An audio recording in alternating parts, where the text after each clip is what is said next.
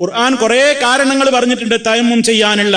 ഞാൻ അതിന്റെ മുഴുവൻ വശങ്ങളിലേക്ക് പോകുന്നില്ല. ഖുർആൻ പറഞ്ഞു, ഞാൻ നിങ്ങളുടെ തുടക്കത്തിൽ ഓതി കേൾപ്പിച്ച സൂറത്ത് മാഇദയിലെ 6-ാമത്തെ ആയത്തിൽ, വഇൻ കുൻതും മർദാ ഔ അലാ സഫരിൻ ഔ ജാഅ അഹദും മിൻകും മിനൽ ഗായിതി ഔ ലാമസ്തുമുൻ നിസാഅ ഫലം തജിദൂ മാഅൻ ഫതയമ്മമു സഈദൻ തയ്യിബാ. അതെ, അവിടെ ആദ്യം തന്നെ പറയുന്നത് രോഗികളുടെ കാര്യമാണ്. നിങ്ങൾ രോഗികളായാൽ, അതല്ലെങ്കിൽ യാത്രയിലായാൽ, അങ്ങനെയുള്ള കാര്യങ്ങളൊക്കെ പറഞ്ഞിട്ട് ഞാൻ അതിന്റെ വിശദവിവരങ്ങളിലേക്ക് പോകുന്നില്ല. പരിശുദ്ധ ഖുർആൻ അന്തർത്തരത്തിൽ വുദൂ അനിവാര്യമാക്കുന്ന, അതല്ലെങ്കിൽ കുളി അനിവാര്യമാക്കുന്ന കാരണങ്ങൾ പറഞ്ഞിട്ട് ഫലം തജിദൂ മാഅ, നിങ്ങൾക്ക് വെള്ളമൊട്ട് ലഭിച്ചതുമില്ലെങ്കിൽ ഫതയമ്മമു സഈദൻ തയ്യിബാ, നിങ്ങൾ ഭൂമിയുടെ ശുദ്ധമായ ഉപരിതലത്തെ അന്വേഷിച്ചു പോകുവീൻ. അപ്പൊ എന്തുകൊണ്ടാ തയമ്മും ചെയ്യേണ്ടത്? ശുദ്ധമായ ഭൂമിയുടെ ഉപരിതലത്തിൽ എവിടെയും മടിക്കാം.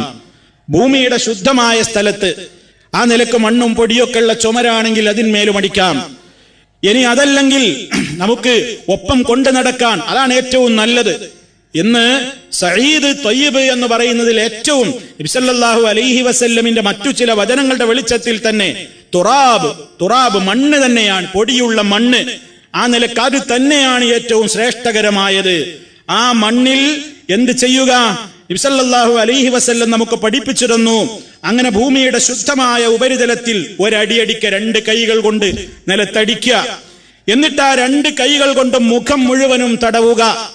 അതായത് ഞാൻ കുളിക്ക് പകരമാണോ, അതല്ലെങ്കിൽ വുദൂഇന് പകരമാണോ? ചെറിയ അശുദ്ധിയിൽ നിന്ന് ശുദ്ധിയാവാനും വലിയ അശുദ്ധിയിൽ നിന്ന് ശുദ്ധിയാവാനും വെള്ളം ഉപയോഗിക്കാൻ പറ്റാത്തവർ രോഗിയാണെങ്കിൽ അതിന് രണ്ടിനും ഒരേ രൂപത്തിൽ തന്നെയാണ് തയമ്മും. വുദൂഇന് ഇങ്ങനെയും കുളിക്ക് വേറെയും എന്നില്ല. നബി സല്ലല്ലാഹു അലൈഹി വസല്ലമിന്റെ കാലത്ത് തന്നെ ഒരു സഹാബി കുളി നിർബന്ധമായിട്ട് അദ്ദേഹം മണ്ണിലങ്ങ് ഉരുണ്ട് പെരണ്ടു. അദ്ദേഹം മനസ്സിലാക്കിയത് വുദൂഇന് പകരം എങ്ങനെയാണെങ്കിൽ കുളിക്ക് ബോഡി മൊത്തം മണ്ണിൽ പെരളേണ്ടി വരുന്ന മനസ്സിലാക്കിയത്. അങ്ങനെ അദ്ദേഹം നബി സല്ലല്ലാഹു അലൈഹി വസല്ലമിന്റെ അരികിൽ വന്ന് പറഞ്ഞപ്പോ അള്ളാന്റെ റസൂല് പറഞ്ഞു, അതിന്റെ ഒന്നും ആവശ്യമില്ല, ഇത് മാത്രം മതി എന്ന് പറഞ്ഞുകൊണ്ട് അള്ളാന്റെ റസൂല് കാണിച്ചു കൊടുത്തു. അവിടുത്തെ 2 കൈകൾ കൊണ്ടും നിലത്തടിച്ചു. എന്നിട്ട് അത് മുഖേന മുഖം മുഴുവൻ തടവി, 2 കൈപ്പടങ്ങളും തടവി. അപ്പൊ ഒരടി അടിക്കുക, എന്നിട്ട് അതുകൊണ്ട് മുഖം മുഴുവൻ തടവുക. അതുപോലെ തന്നെ കൈപ്പടങ്ങൾ ഇങ്ങനെ 2 മുൻകൈയും ഇങ്ങനെ തടവുക. അതിന്റെ ഉള്ളം കൈ കൊണ്ട് ഇതും തടഞ്ഞു, ഈ ഉള്ളം കൈ കൊണ്ട് ഇതും തടഞ്ഞു. ഇത്രയേ ഉള്ളൂ. എന്നാൽ അത് മുട്ടുവരെ തടവണം എന്നൊക്കെ ചില റിപ്പോർട്ടുകളിൽ കാണാം. ഏറ്റവും പ്രബലമായതും ശരിയായതും 2 അടി തയമ്മുമിന് അടിക്കേണ്ടതില്ല, ഒരൊറ്റ അടി അടിക്കുക. അതുകൊണ്ട് മുഖം തടവുക. കയ്യിൽ വല്ല പൊടിയൊക്കെ ഉണ്ടെങ്കിൽ ഒന്ന് ഊതിക്കളയുക. എന്നിട്ട് മുഖം മുഴുവനായി തടവുക. അതുപോലെ തന്നെ 2 കൈപ്പടങ്ങളും തടവുക. ഇത്ര വളരെ ലളിതമായ രീതിയാണ് തയമ്മുമിന്റെ രീതി. ഇത് കുളിക്ക് പകരവും വുദൂഇന് പകരവും ഒരേ രൂപത്തിൽ തന്നെയാണ് നമുക്ക് നിർവഹിക്കുവാനുള്ളത്. അതുകൊണ്ട് എന്ത് വേണം? എല്ലാവരുടെയും കൈകളിൽ ഇപ്പൊ വീട്ടിൽ ഒരു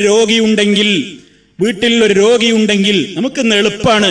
കുറച്ച് മണ്ണ് ഒരു പരന്ന പാത്രത്തിൽ കുറച്ച് മണ്ണ് അവിടെ കൊണ്ടുവന്ന് രോഗി കിടക്കുന്ന കട്ടിലിന്റെ അടിയിൽ വെച്ചാൽ മതി.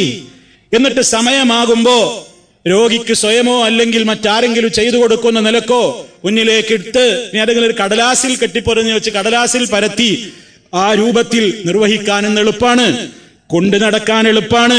യാത്രക്കാരനും വേണ്ടി വന്നാൽ കൊണ്ടു നടക്കാൻ എളുപ്പാണ്. നമ്മളൊന്നും ഒരു ഹോസ്പിറ്റലിലേക്ക് പോകുമ്പോ എന്തെല്ലാം സാധനങ്ങൾ കൊണ്ടുപോകും? ബക്കറ്റ് കൊണ്ടുപോകും, തോർത്ത് കൊണ്ടുപോകും, സോപ്പ് കൊണ്ടുപോകും, ബ്രഷ് കൊണ്ടുപോകും, പേസ്റ്റ് കൊണ്ടുപോകും, കൂട്ടത്തിൽ ഒരൽപ്പം മണ്ണും കൊണ്ടുപോകണം. അതാരും ശ്രദ്ധിക്കൂല, അതാരും മനസ്സിലാക്കുന്നില്ല. നിസ്കാരത്തിന്റെ കാര്യം അങ്ങനെ പരിപാടി ഇല്ലല്ലോ. അഡ്മിറ്റ് ആയി കഴിഞ്ഞാൽ തീരെയില്ല, നിൽക്കണോനുമില്ല, രോഗിക്കൂല്ല.